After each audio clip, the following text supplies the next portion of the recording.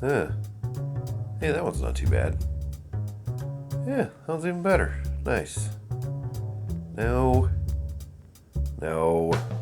No, come on. Really? What was I thinking?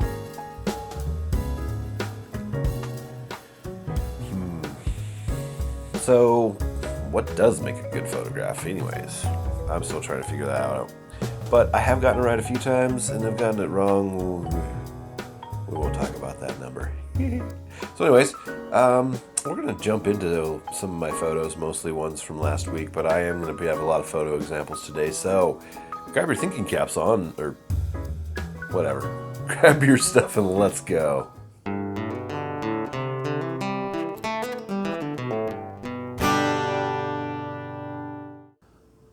You know, a good sunrise or sunset can bring out a lot of emotion. And I think at the end of the day, that is what a good photograph is how does it make you feel, really? And it could be anything. It could be a windswept, wintry evening, freezing cold, ice on a pond. Really, there's beauty everywhere in nature. It could be your mother-in-law's backyard and all the flowers she grows. And no matter where you go, there's going to be something that nature has waiting for you. And a good photograph is simply something that made you feel great at the moment. You took it and you shared it with the world. And that emotion was shared with them. So let's get into it. Let's see what really makes a good photo. So, good photos. I might have a couple. But what makes one? What makes a good photo? Like, why do some people call something a snapshot or a photo or an image? None of that really matters. A snapshot is basically a failed photograph.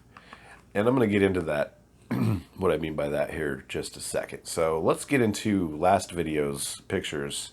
At the end of that video, I said we're going to have to get into these because, yeah, I got home, started looking at them, and I'm not really all that happy. And I figured, let's make a video about it. So I threw up a bunch of videos, or, excuse me, I threw up a bunch of pictures right there at the beginning during that little monologue, just to kind of represent some of the pictures that I've taken that I really enjoy, that I believe nailed it in capturing the emotion. And that's basically, to me, what makes a good photograph, is capturing that emotion. So, the first picture, getting into it here, from last week, there's nothing really wrong with this except for the edit. I underexposed when I took this picture just a little bit too far, and I wasn't able to recover these shadows properly. If you look at that left-hand tree, it really shows. It looks kind of weird and faded. That green looks weird. Yeah, so other than that, really, it's not a bad photo. I'm gonna revisit this spot because I think there's some good potential for good photographs right here. Maybe rework this scene a little bit more. A lot of, I think, the mistakes I'd made today, or, well, with these pictures on that video, was with, I was in a bit of a rush. I wasn't necessarily rushing myself, but I was just out for a quick little walk. I was going out, wanted to make a little video, enjoy the morning, and then, it was Labor Day, so there's a lot of other things going on that afternoon, so, yeah, it happens, I guess, in life. So, moving on here. This next one, this thistle bush. I really like the thistle bushes because of that purple flower they have. Purple's my favorite color, and there's not really anything else in nature that just looks so amazing to me. So I was trying to go for layers with this. I got the foreground here with the bush is this nice lime green. Then you got kind of this midground with these other trees, these weird shaggy looking things. And then there's, in the background, the far background, is the rest of the trees, and then these clouds up here. It just all ended up mushed together. And honestly, without the purple, that light purple violet color from those flowers, I don't even think you really notice too much that that was even there. So yeah, meh. So this next one here, now if you remember from the video, and if you haven't seen the video, go ahead and check that out. I'll pop up a link. This when the sun first kind of actually came out from behind the clouds and hit this tree, you can kind of see how it has reds and greens and yellows in it, but they just look so much more vibrant there. And when I tried to edit the vibrancy, it just didn't work. Nothing worked. So, and then the rest of it is the trees in the background really do end up just blending in too much to this tree and just taking away from it. And it's just too busy. This is an example of a snapshot. I was trying to capture the emotion and the feeling of that point in my journey, but I failed. So again, eh. Now this one here, I actually am going to revisit this one as well. So I at least learned some good spots to look for another composition later on. So, but really with this one, if you look at those two trees on the side of the trail there, they need to be a little bit more towards the right, a little bit closer to the center of the frame. And I need to compose that trail to be a little more dead center within them so that I have a little bit easier time. Well, that way it just looks like it's pulling you in. Like you see that trail, you want to go on the journey to find out what's beyond the end of that trail there. So, all right, well, the last photo here, my favorite one, the one that I actually think just is amazing. It worked out really, really well. And that's these, I believe it's a sunflower, a type of it anyway. It's not the ones that you would get the sunflower seeds from, but I believe it's, like I said, in that same family. But again, with this one, so with flowers, I approach these pretty much always as a portrait, kind of like a model. You want them to be dead center for the most part. You can kind of off center them a little bit, but you want them to be dead center. You want them to be 100% the focus of the picture. But with nature, you don't really need you're not gonna have backdrops and white things like you would with models. You're doing more of you try to get creative with the background with the flower. And with this one, having that sun, sun was rising directly behind me on this picture. And so it's hitting those clouds. It's giving this soft pinks and blues. It's blown out just enough. The aperture on this was perfect. I think it was f5.6. Everything about the sunflower is perfectly in focus. Everything has got perfect detail. And then everything beyond that is just softly blown out. It's not completely crazy blown out, but it just, anyways, I could keep going. I love this picture. It worked out so well. So yeah. So those were some examples of how not to take a picture and what to kind of remember. Some of them are just editing, honestly. And you saw at the very beginning there, where at the intro, where I was like, nope, no, what is this? Those were literally my first pictures. The first time I went out with my first camera, and I was just so excited. So if anything, I failed at capturing the excitement of the morning, unless you were to see the fact that I took like 80 pictures that morning. So yeah. Quick little story about that though. When went out that morning, I took like 2 pictures standing right by my car, and then we went to walk down a hill, and it had rained a lot the night before. As you could probably notice the sogginess of those pictures. And I slipped, and I don't know if basically my one leg, the knee popped out and went the other direction. I almost said, no, we need to go home because I just broke my knee, but I didn't. I walked it off and I kept going. And I think that was the moment I knew that this is what I really wanted to do. Whether it ended up being a hobby or whatever, I wanted to make sure I could always go out and take photographs, because it's amazing. So with that being said, I'm going to get into some pictures that I actually think I nailed it pretty well, besides that flower I just showed you.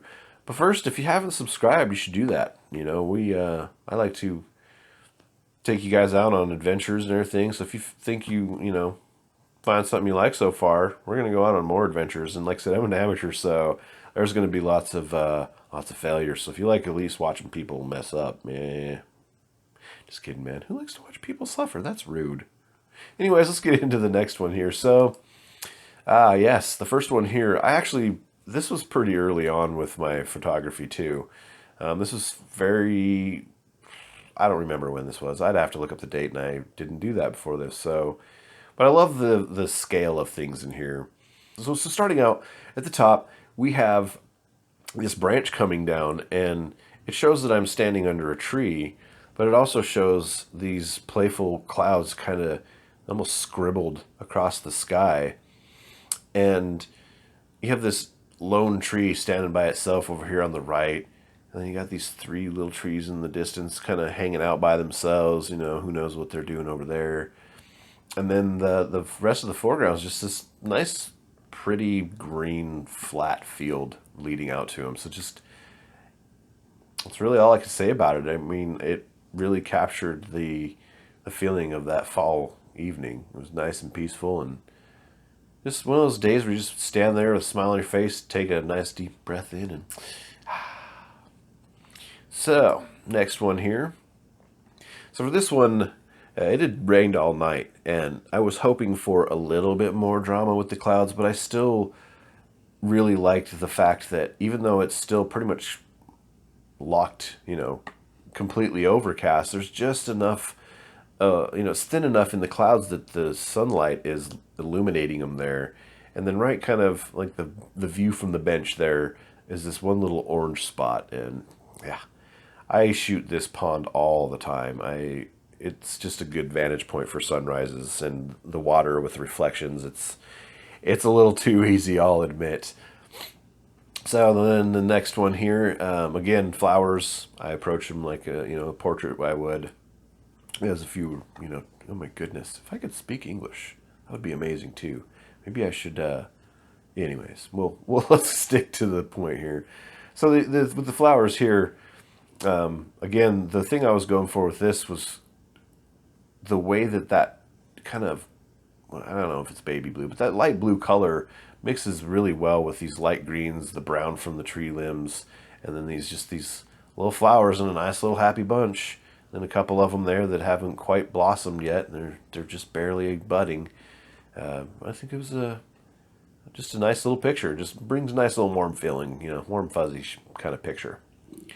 So all right, we got two left here. These last two are basically from the same spot in that same pond I was talking about. And the thing I loved about this is this was, I believe, the very beginning of March or the very end of February. And it was cold, as you can tell from the frost on the ground there. But it was so, the way that things feel in this picture is as if the cold almost subdued the light from that sunrise. I mean, there's almost more of a silver tone to everything. It kind of just blows my mind when I look at it. It's one of those pictures that when I look at it, I'm like, man, did I take that picture? That's crazy. So, again, yes, cha-ching, nailed it. Love this picture. Now, for my new #1 favorite picture I've ever taken, this one was actually in a video a couple of weeks ago, the surprise sunrise. Anyways, so I love the way this worked out. I had taken a few pictures that morning that were more of the landscape style, but it felt a little too much. With the sunrise this way, there's so many different things, or so much drama that you kind of have to chill it out a little bit. And I think that by going with a portrait style here, it really brought things together. It brought more focus to all those different colors in the clouds. It's incredible. Honestly, this is one of the best sunrises I've ever seen in my life. It only because of all the different clouds and colors there were, the way the reflections were. I mean, that pond is so still, except for right on the edge of the green there. There's a little bit of a ripple. I believe I scared a frog or a turtle while I was moving around. But there's purples and dark blues and like cobalts and oranges and magentas and bright oranges and yellows. It's incredible all the colors that were coming out that morning. So yeah, again, one of those photos I just oogle over. So that's yes. So guys, that's gonna be it. Pretty decent little set of photos there. And honestly, I think that after this, I might honestly be out of all of my amazing photos now. So it's all from here on out. It's all upwards and onwards. So you guys will be on the journey. You'll get to see those pictures. You'll be there with me. There might be some times where I don't get to take you with me, but I'm going to try my best to always have you guys with me when I have my camera with me. So you guys in turn, keep your cameras handy. And until next time, take it easy.